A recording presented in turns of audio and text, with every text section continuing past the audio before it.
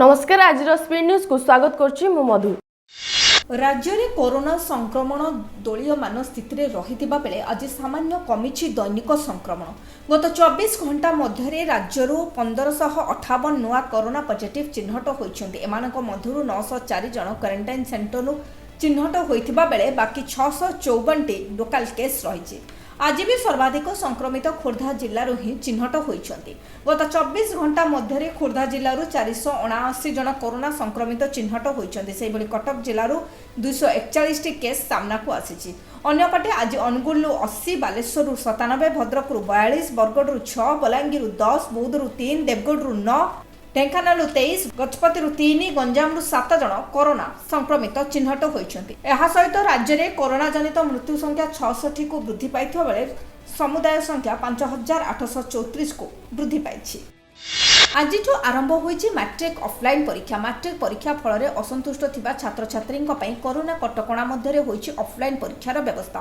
पूर्वरु corona महामारी द्वितीय लहरर प्रभाव को दृष्टि रखी राज्य सरकार राज्य में मैट्रिक परीक्षा बातिल करथिले। एहा परे बहु वाद विवाद पर परीक्षा फल प्रकाशित करा जायतिला। मात्र एथिरे बहु छात्र छात्री असंतुष्ट थिले, तेणु सेमानक पई विकल्प भाव में ऑफलाइन परीक्षार व्यवस्था करा जायछि। मोट 540 सेंटर रे 15115 जन छात्र छात्री परीक्षा देबे। तेबे समस्त मैट्रिक परीक्षा सेंटर गुड़िकरे कोरोना कटकणा तथा नियम गुड़िक पालन करा जाई पिलामानक परीक्षा करा जाउछि। तेबे त्रुटि शून्य भाव में परीक्षा करा जाई धार्य समय मध्य फल प्रकाश पाइब बोली गणशिक्षा मंत्री कहिसंति।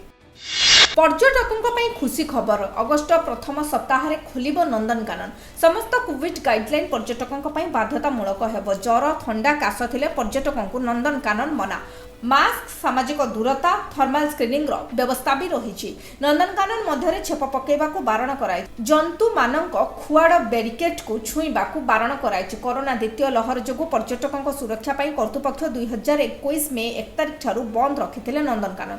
प्रथम लहर लॉकडाउन बेले 2020 मार्च 15 रु 7 मास बंद होई अक्टोबर 2 तारिख रे खोलिथिला। कोटी कोटी राजस्व क्षति हेबा सहित पर्यटकों संख्या भी कमिबारे लागिथिला। द्वितीय लहर लॉकडाउन 3 मास बंद होई अगस्ट प्रथम सप्ताह खोलिबा को जाउछि। संपूर्ण कोविड गाइडलाइन नियम सह नंदनकानन खोला जिवो बोली सूचना दैछन्ति नंदनकानन कर्तृपक्ष। अभिनेत्री शेरलिन चोप्रा बढ़िला चिंता, घारिला हाथकड़ी भय। आगुआ जमीन आवेदन खारज पर भय बढ़ी जाइए। से कुआड़े गिरफ होइजे बोली एबे चिंता करुछन्ते। फन फिल्म केस रे मुख्य साक्षी थिबा शेरलिन को आगुआ जमीन आवेदन खारज होइजे। मुंबई सेशंस कोर्ट तांको आवेदन खारज करछन्ते। अश्लील फिल्म रैकेट मामला रे शेरलिन चोप्रा साक्षी बोली पुलिस कोर्ट रे कहिजे।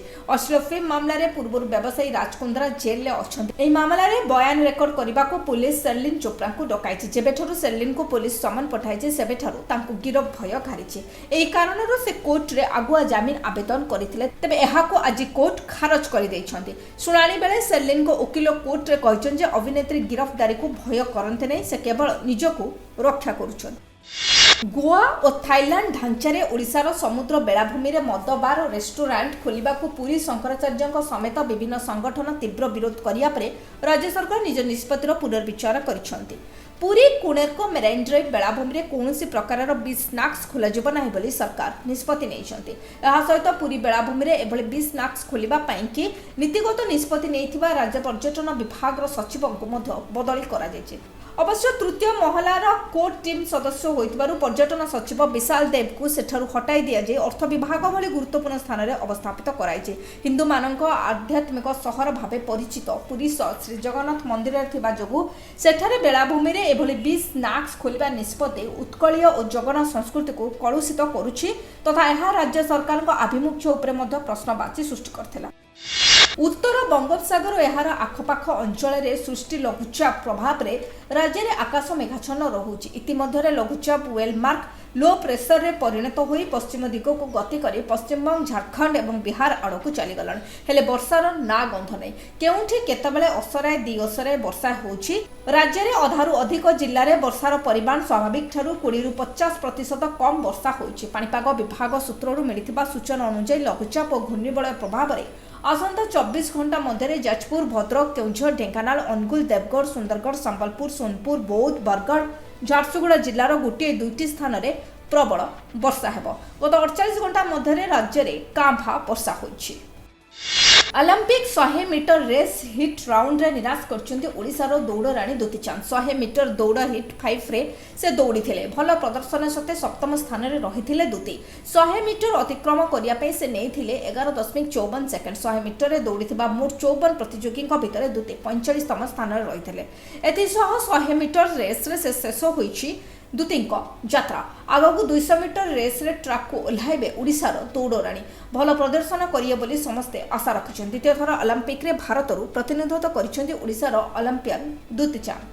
ଆଜିର ସ୍ପିଡ୍ ନ୍ୟୁଜ୍କୁ ଏଇଠି ରଖୁଛୁ। ନମସ୍କାର। ଗ୍ରହାଧୀନ ଜଗତ୍ ସର୍ବେ ଗ୍ରହାଧୀନ ଦେବତା। କିଏ କହିଲା ମନୁଷ୍ୟର ଭାଗ୍ୟ ଅନିର୍ଦ୍ଦିଷ୍ଟ ବୋଲି? କିଏ କହିଲା ମନୁଷ୍ୟ ନିଜେ ଇଚ୍ଛା କଲେ ବଦଳାଇ ପାରିବନି ତାର ନିଜ ଭାଗ୍ୟକୁ? ଭାଗ୍ୟ ବଦଳାନ୍ତୁ ଜ୍ୟୋତିଷ ଶାସ୍ତ୍ର ମାଧ୍ୟମରେ। ଭାଗ୍ୟ ବଦଳାଇବା ପାଇଁ କଲ୍ କରନ୍ତୁ ଆମ କାର୍ଯ୍ୟକ୍ରମରେ। ଆମର କାର୍ଯ୍ୟକ୍ରମ ଭାଗ୍ୟଚକ୍ର। ଭାଗ୍ୟଚକ୍ର ପ୍ରତି ମଙ୍ଗଳବାର, ଗୁରୁବାର, ରବିବାର ରାତି 9ଟାରେ କେବଳ DTV ଓଡ଼ିଆରେ। DTV ଓଡ଼ିଆ ଦେଖିବା ପାଇଁ ସବସ୍କ୍ରାଇବ୍ କରନ୍ତୁ ଏବଂ ବେଲ୍ ଆଇକନ୍କୁ ମଧ୍ୟ ଦବାଇ ଦିଅନ୍ତୁ।